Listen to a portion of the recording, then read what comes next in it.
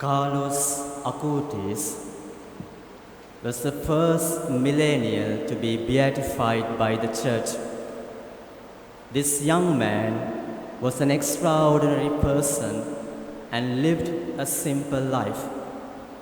He was a computer geek, and he used his technological knowledge to spread devotion to the Holy Eucharist.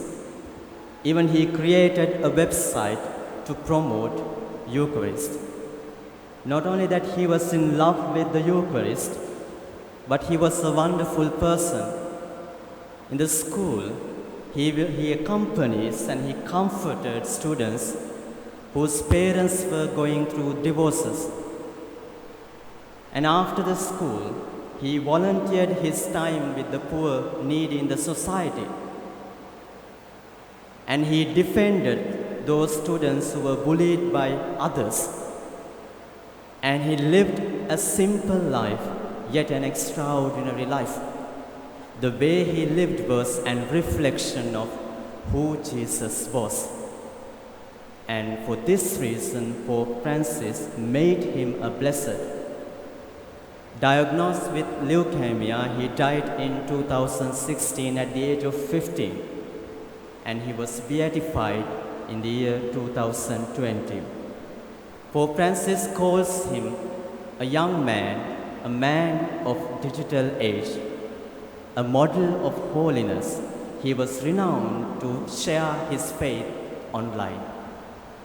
Dear friends, you will be my witnesses is the theme of this year's Mission Sunday.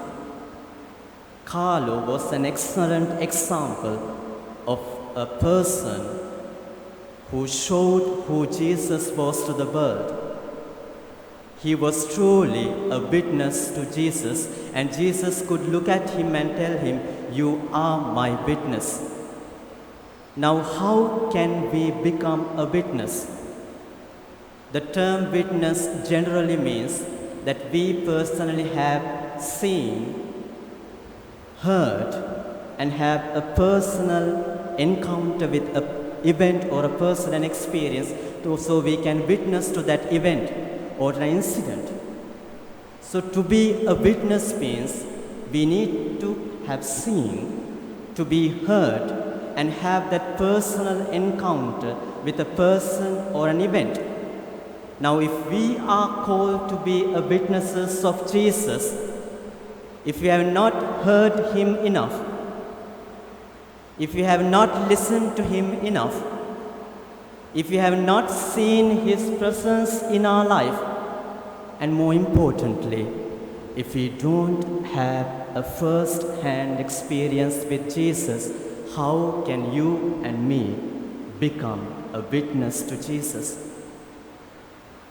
Now, how can we reflect who Jesus in our life if we really don't know him? In Carlos' life, what I discovered was he had a great rapport with Jesus. He knew Jesus to a certain extent, but he continued to explore who Jesus was. But in our lives, we are stuck in particular systems and we think this is Jesus. And coming to Mass is all about Jesus. And coming to novenas is all about Jesus. We are not willing to explore and go beyond and be challenged and to be surprised what God wants us to reveal about who Jesus is.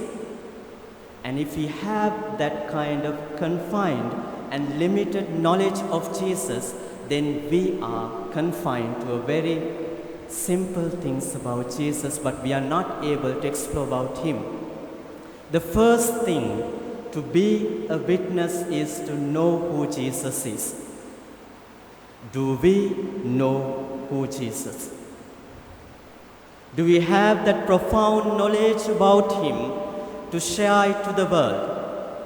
When we know who Jesus is, we cannot hold that knowledge, hold that experience within us. We are compelled to share that experience with others.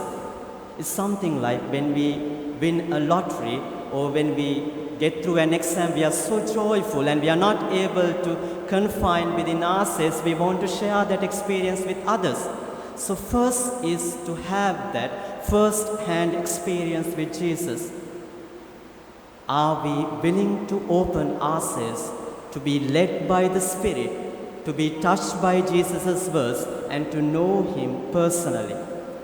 And Pope Francis would say, I am a mission on this earth, and this is the reason why I am here. When we know about Jesus, we begin to realize our lives are reflection of God's image and likeness. Sometimes when we think about the Bird Mission, we think of going far away to distant places and preaching about Jesus Christ. But we are a mission. Your lives need to be a reflection to mirror God's mercy, compassion, and who Jesus is.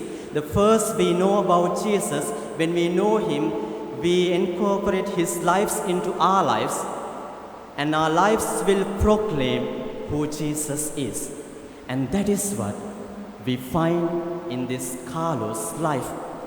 He had a profound experience, knowledge, and intimate connection with Jesus. He couldn't hold that experience, so he used his computer knowledge, whatever he was having in his life, to share who Jesus is, and that is a mission. Now, how can we be a witness to Jesus? We can begin from right where we live, as a mother, father, student, as a priest. We all can, as nuns, we all can become a mission through our lives. The way we talk, the way we act, the way we behave, the way we look, the values that we hold will tell the world that we belong to Christ, not to Satan. When world feel that we belong to Christ, then they will listen to us. People don't like to listen to preachers, but they like to listen to people who do things. That's why once a story is attributed to St. Francis of Assisi. He was on his way to preach with one of his companions, and his companions asked St. Francis, "Did you preach something?" Then he said, "No, I didn't preach."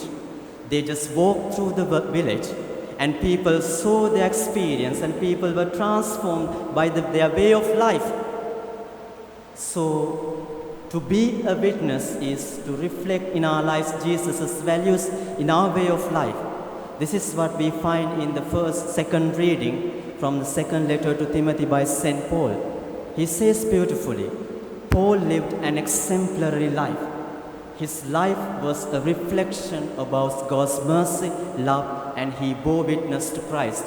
And at the end of his life, he says something beautiful. My life is already being poured away as a sacrifice, and the time has come for me to be gone. I have fought the good fight to the end. I have run the race to the finish. I have kept the faith. All there is to come now to the crown of righteousness reserved for me. At the evening of our life, we will be judged by our love towards others. Are we witnessing to Jesus? Do our families witness to who Jesus is? When we work, when we study, when we come to the community, do people can see Jesus, God's image and likeness in your life? Or do others see Satan's image in our lives? Dear friends, at the end of the day, together with St. Paul, if we can say like this, my life is already being poured away as a sacrifice, and the time has come for me to be gone. I have fought the good fight to the end. I have run the race to the finish. I have kept the faith. All there is to come is the crown of righteousness reserved for me.